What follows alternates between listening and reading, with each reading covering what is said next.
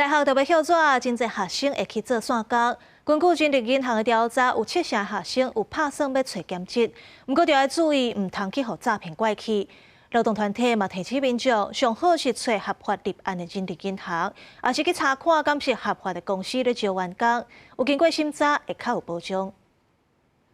加入了赖的社群，那这时候看到都还是正常的状态，直到我看到的社群开始发布了投资的一些网站跟课程，我就在社群里面去询问说，是否有这个公司的统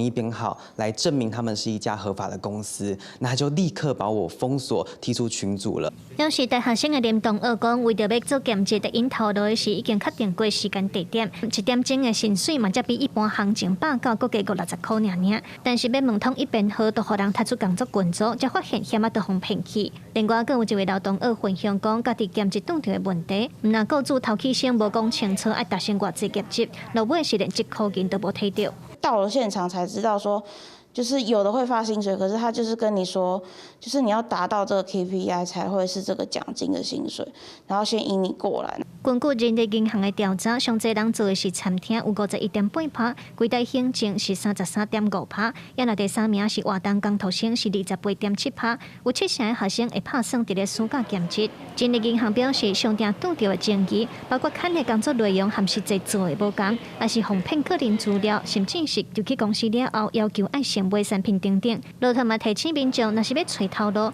上好爱找合法立案的人力银行，有经过审查较有保障。公司是有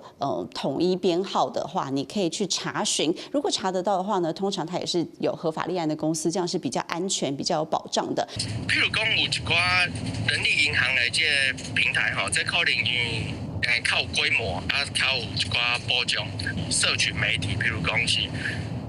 Facebook 啊，还是像一寡社群媒体，这就因为这资料可能拢会较少嘛，你嘛唔知到底是谁藏起的，这部分就要去特别注意。乐团呼吁民众，若是怀疑家己遇到诈骗，除了找亲戚朋友斗相共，嘛要先收集相关的证据资料，报警，也是卡105反诈骗专线来保护家己。记者卢尚珠、郑俊尧台北报道。